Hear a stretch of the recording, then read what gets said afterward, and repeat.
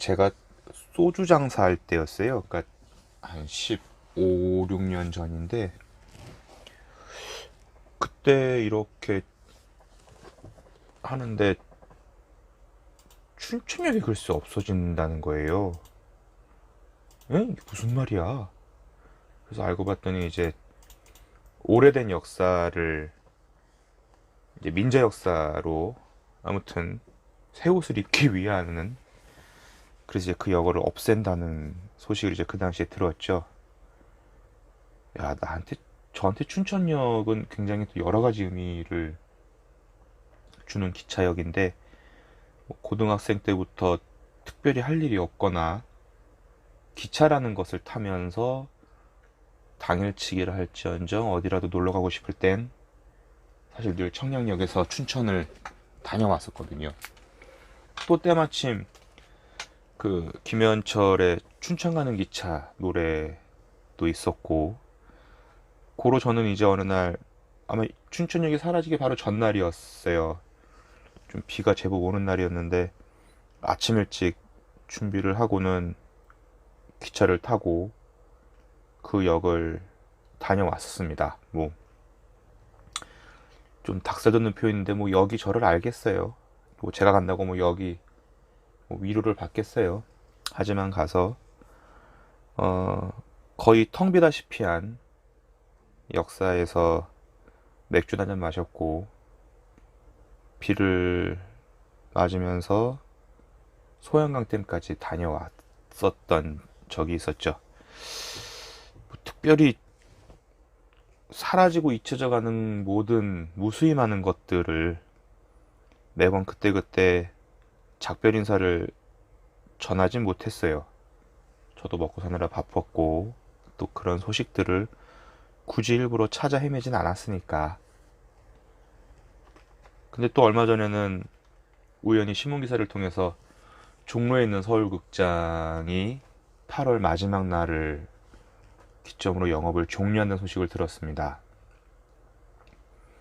코로나가 터지고 극장나들이 거의 작년에 딱 한 번 한 게 유일했는데 아내와 함께 모처럼 서울극장에 방문을 했었네요. 어, 사실 이 신당동에서 태어나 지금까지도 쭉 자라면서 이 종로, 충무로, 명동, 을지로, 퇴계로 이쪽 라인이 주는 이 공간의 정서는 사실 제가 굉장히 컸었어요. 뭐 술술 걸어서 신촌까지도 다녔으니까. 그러니까 이제 뭐 헐리우드 키드라 그러면 너무 거창하고 정말 영화를 좋아하는 중고생 시절에는 사실 정말 돈을 아끼고 아껴서 영화를 많이 봤죠.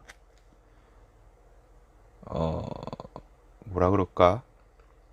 사실 극장들마다 이렇게 특색들이 있었어요.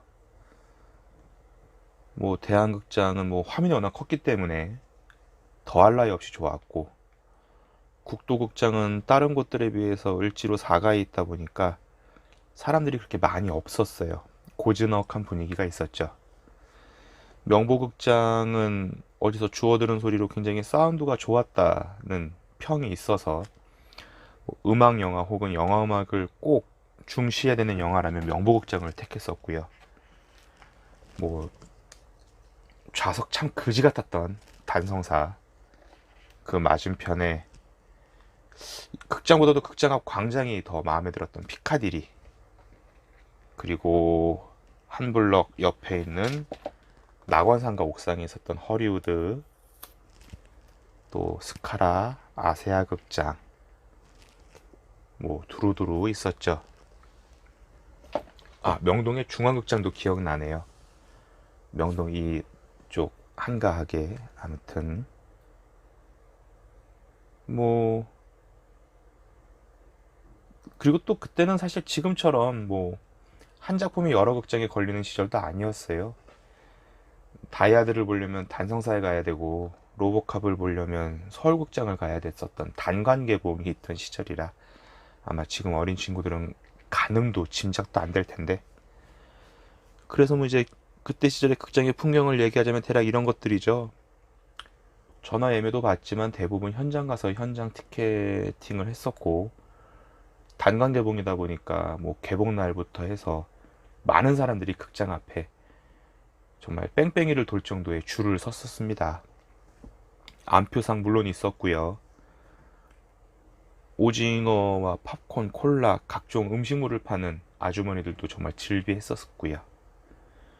그리고 무엇보다 제가 가장 좋아했던 건, 지금은 뭐 이제 무대 인사 같은 GV 이런 것들이 있는데, 그때는 이제 왜 개봉하는 첫날 혹은 이튿날에 조조 영화에 한해서는 뭐 선물도 주기도 했었고, 그래서 그 당시에 받았던 선물 중에 하나가 이제 그 해철이 형의 영화 감독, 최초 영화 감독을 했던 김홍준 감독의 정글 스토리를 제가 이제 개봉하는 날 조조 1회차 30명 안에 들어서 정글 스토리 OST를 비매품으로 받기도 했고요.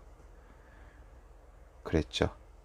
단순히 극장에 가서 영화를 본다라는 개념은 집구석에 있다가 시간 맞춰서 극장에 딱 가서 영화 딱 보고 집으로 빡 오는 그런 좀 매갈이 풀리는 동선이 아니라, 극장에 나들이를 하는 것 자체가 이제 종합적인 한 컨텐츠의 커다란 영역을 차지하는 이슈였죠. 영화만 보고 집에 오는 게 아니라 영화를 보기 전후에 밥도 먹고 차도 먹고 술도 마시고, 또 영화를 보고 나서 함께 본 친구나 지인과 정말 끝도 없는 이야기들, 영화에 대한 이야기들을 나누기도 했고요.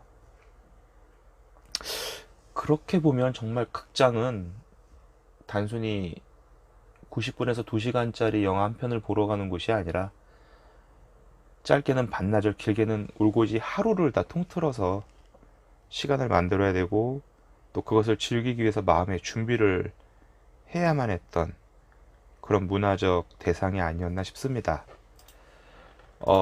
예전에 읽은 책에서 나오는 구절이었는데, 우리가 구경한다고 하잖아요. 구경한다의 구경이란 게 사실 뭐 예쁜 아가씨, 뭐 멋있는 남자, 뭐 깊이 있는 미술 작품 이런 게 아니라, 영화를 보러 가는 걸 구경한다라고 표현했다고 하더라고요. 그러니까 이제 아마 1900년대 초반일 거예요. 우리나라에도 영사기가 도입되고, 아마 이제 그 당시엔 당연히 무성영화가 축을 이뤘을 텐데,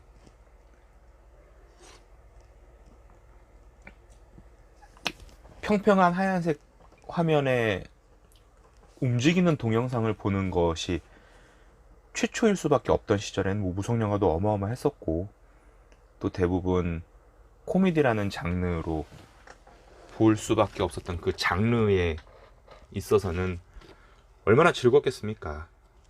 먹고 살기 퍽퍽한 시절에 몇십 분, 대사는 비록 없지만 즐거웠고, 또 대사가 없기 때문에 옆에 있었던 변사의 설명을 들으면서 잠시나마 그 일상의 피로감을 덜어낼 수 있었던 그 시절의 추억들. 그러니까 구경한다는 영화를 본다라는 뜻의 확장판이자, 이제 영화를 보는 행위를 함축적으로 표현하는 단어였더라고요. 그런 측면에서 제가 근 10년 동안 느낀 바 중에 하나, 가장 놀라웠던 게 뭐냐면, 저희 세대, 저만 하더라도 영화를 고르고 극장을 갔어요. 아, 나 이 영화 볼 거야. 몇 월 며칠 몇 시. 물론 뭐 지금은 현장 티켓팅을 안 하고 인터넷으로 예매를 하지만, 근데 지금 어린 친구들은 극장에 가서 영화를 본대요. 난 이게 너무 지금도 어색한 거 있죠. 아, 물론 뭐 정답은 없어요. 솔직히 뭐 정답이 있을 수가 있나요? 근데 극장 가서 영화를 고르면 불편하지 않나 싶은 거죠. 근데 지금 친구들은 그냥 뭐 이것저것 하다가 시간 때우려고 그냥 그 시간에 맞는 영화를 고른다고 하더라고요. 근데 뭐 그거는 이제 세대 차이라고 볼 수밖에 없고, 사실 제가 제일 답답한 건 그런 거죠. 일전에 이제 제작가 배급에 대한 이야기를 할 때도 언급했지만, 멀티플렉스가 자행하고 있는 독과점의 상영 스케줄, 그리고 같은 회차 같은 공간에서 영화를 보는데도 불구하고 앞자리 중간 맨 뒷자리의 금액이 다르다는 개 같은 경우. 그러니까 어떻게든 사실 극장은 되게 단순한 논리가, 필름이든 디지털 데이터든 2시간이라고 치면 하루에 6번 트는 것보다는 7번 틀거나 8번 트는 게 훨씬 더 효율적인 거죠. 한 명이라도 더 오면 돈을 버는 거니까.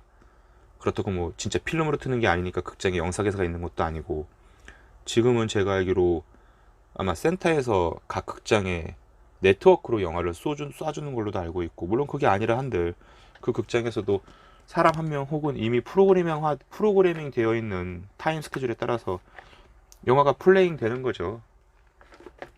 필름이 끊어질 이유도 없고, 뭐 정전이 된다 한들 수습된 데서 다시 시작하면 그만이니까. 근데 그런 정말 사람의 품이라고는 손톱만큼도 안 들어가는 시스템에서 그렇게 수익에 연연하고 돈 버는 거에 혈안이 돼가지고 영화를 튼다? 또 영화는 매년 금액을 올린다? 극장에 있는 콤보 세트는 상영료에 거의 버금가는 금액이다. 아, 정말 답답할 노릇이죠. 근데 그런 와중에서 서울극장이 이제 사라진다 이거예요. 사실 제가 어렸을 때만 해도 극장에 스크린이 3개가 있다, 이거 상상도 못할 일이거든요. 근데 서울극장은 이미 그걸 했죠. 무려 3개관이 있었어요. 아, 그냥 커다란 스크린이 한 개만 있는 대형극장도 어마어마했지만, 스크린이 동시에 3개가 있는 서울극장은 더 어마어마했어요.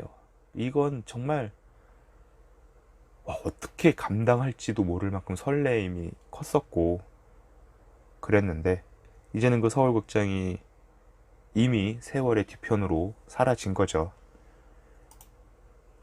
단성사가 제가 알기로 멀티플렉스로 리뉴얼을 했었고 다시 재개관도 했었는데, 딱 그때가 제가 이제 집사람이랑 연애할 때였는데, 결국 단성사도 이제 폐업을 했죠. 뭐 모든 구조는 사실 돈을 벌어야 되는 거예요. 하다못해 지자체 예산으로 만들어진 공원이나 어떤 시설도 꾸준히 사람들이 찾아와 줘야지만 운영이 되는 것처럼, 철저하게 영리를 목적으로 하는 극장이 돈을 못 번다? 그럼 사라지는 거죠. 그런 측면에서 이미 피카디리도 그렇고, 명보극장도 그렇고, 국도극장은 이미 사라진 지 오래죠. 호텔이 됐고, 뭐 허리우드도 제법 뭐 실버 극장, 뭐 뮤지컬 전용 극장 나름의 컨텐츠가 있긴 하지만, 사실 요즘 세대들에게 호소할 만큼의 매력적인 컨텐츠는 아닌 거죠. 그런 면에서 이제 제가 유일하게 갈 수밖에 없고 유일하게 가는 극장이 이제 대한극장인데, 3대째 이어져 오는 경영과 11개 스크린으로 리뉴얼한 이후에도 아직은 제가 봤을 때, 물론 많은 경영적인 악화가 극장에 들어서면 눈에 띄지만, 그럼에도 불구하고 그 명맥이 유지되고 있다는 사실이 참 저는 고마운 것 같아요. 솔직히 저는 그 이용하는 휴대폰 통신사의 VIP 혜택을 누릴 때 한 3, 4년 정도 버리면 아깝잖아요. 공짜니까. 그때 한 CGV를 좀 다니긴 했는데, 사실 제 인생을 통틀어서 제가 제 돈 주고 대한극장을 외면한 멀티플렉스를 간 적은 정말 그 영화가 멀티플렉스에서밖에 안 하니까, 아쉽게도 대한극장에서 안 하니까 였던 경우밖에 없고요. 또 역설적으로 대한극장도 그런 영화들을 상영하고 좀 그랬으면 좋겠지만, 또 그런 기획과 그런 컨텐츠 개발이 절대 뭐 아무것도 없는 곳에서 이루어지는 건 또 아니니까 하는 아쉬움도 있습니다. 특히 3년인가 4년 전에 그 롯데시네마였나, 스탠리 큐브릭 특별전을 했었는데요. 시계테어 오렌지와 샤이닝을 관람을 했었고, 물론 무척 너무너무 좋았어요. 스크린으로 본 그 감흥이란. 아, 근데 시계태엽 오렌지는 예매율이 얼마나 적었는지 저 포함해서 3명 있었는데 상영관 안에 정말 스크린 크기가 너무 작더라고요. 물론 대한극장에도 작은 스크린은 있습니다. 근데 야, 그 오묘한 허탈함? 약간의 배신감 있었어요. 아, 지금 생각이 난 건데 종로에 코아톨과 시네코아 극장도 있었네요. 시네코아, 코아톨, 거기서부터 제가 명동의 중앙극장부터 해서 시네코아, 코아톨, 허리우드, 명보 이렇게 쭉 서울극장까지 오는 그 그림인데, 코아톨도 사실 이제 그 당시에 흔하지 않게 한 세네 개관, 다섯 개관이 있었고, 시네코아도 80석이었나 90석이었나 그렇게 크진 않았어요. 맞아요. 물론 대한극장이란다. 대학로에, 아 갑자기 기억 안 난다. 하이퍼텍 나단가? 거기도 극장이 하나 있는데 거기는 또 이제 좌석에 뭐 7B, 6F 이런 게 아니라 영화배우 이름으로 뭐 문성근 좌석, 뭐 강수현 좌석 이런 식으로 있었어 가지고 참 독특했었는데, 결국은 이제 극장도 뭐 지극히 평범한 자본주의 논리 아래에 특히 우리나라에서 유독 밥 마시고 재수없는 3대 배급사들의 소나기에 잡혀 있다라는 현실이 저는 우선 못내 아쉽고 참 기분이 더럽지만 또 어쩔 순 없겠지요.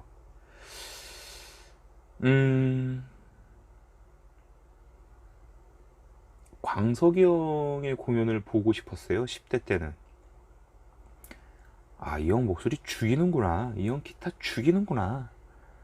그 형의 그 당시 소극장 공연에 연령 제한은 없었지만 그래도 소극장 콘서트를 보려면 20살은 돼야 되는 줄 알고 20살 되면 꼭 가야지 했는데, 제가 고3인가 고2 때 아마 그 형이 죽었죠. 근데 광석이 형 노래 중에 잊혀져 가는 것들이란 노래가 있어요. 그 노래에 얼마나 심취했는지 20대 중반부터인가 춘천역을 보내고 또 개인적으로 굉장히 몹시 좋아했던 이은주라는 배우를 보내고 그러면서 사라지고 잊혀져 가는 것들에 대한 씁쓸한 기억들을 늘 텍스트로 정리해 보기도 했고 또 머릿속으로 떠올려 보기도 했었어요. 그런데 이제는 또 바쁘다는 핑계로 한 20여 년, 그리고 그 전에 비해서 극장 나들이 하는 횟수가 굉장히 줄어들면서 또 그렇게 서울극장을 보낼 수밖에 없게 되었네요. 유일하다고 말할 정도로 이제 유일하게 남은 극장은 정말 대한극장 뿐이고요. 물론 그런 일이 없어야겠지만 대한극장마저 잊혀지고 사라지는 것들의 하나로 든다면 또 그때는 과연 어떤 기분이 들까라는 조금은 무섭고 겁이 나는 생각을 또 해봅니다. 구경하러 극장에를 갑니다. 재미있는 영화, 즐거운 영화, 신나는 영화, 감동적인 영화, 야한 영화도 있을 테고요. 사실 어느 책에선 또 그런 표현도 쓰더라고요. 인간의 말초적인 본능 중에 관음증은 굉장히 거스를 수 없는 매력적인 본능인데, 영화야말로 그 관음증을 현실적으로 합리화적으로 허락하는 마약이 아닌가라는 이해죠. 해석이죠. 얼마나 재밌습니까? 3, 4개월, 길게는 몇 년 동안 정말 열심히 만든 화려한, 멋있는, 좋은 퀄리티의 장면들이 2시간 동안 펼쳐지면서 우리를 즐겁게 해주지 않습니까? 아이고. 코로나가 끝나면 하고 싶은 게 참 많아요. 물론 그것은 저뿐만이 아닐 겁니다. 하지만 저는 코로나가 끝나면 정말 당분간은 극장에서 살려고 합니다. 물론 제가 그곳에서 살 수 있게끔 좋은 작품들이 개봉해 주길 바라는데, 정말이지 대한극장은 뭐 저만의 극장이라고 스스로 다짐하고 있고요. 여러분들만의 극장, 설사 뭐 그게 멀티플렉스라 한들 어떻습니까? 좋은 작품들, 훌륭한 스태프들, 뛰어난 배우들, 감독들까지 으쌰으쌰해서 만든 작품들이 상영된다면 사실 어느 극장이든 좋은 극장이 맞습니다. 뭐 넷플릭스가 범람을 한들, 케이블이 범람을 한들 스크린과 마주하는 극장이 주는 그 공간이 주는 감흥은 결코 다른 그 무엇과 비교할 수 없을 겁니다. 앞으로도 더 오래 그 명맥이 유지될 것이고, 우리는, 그리고 저는 그 매력에 여전히 허우적거릴 것입니다. 좋은 영화를 자주 보는 것만이 우리가 그 영화에게 할 수 있는 가장 기본적인 예의이자 가장 큰 찬사일 것입니다. 서울극장 안녕.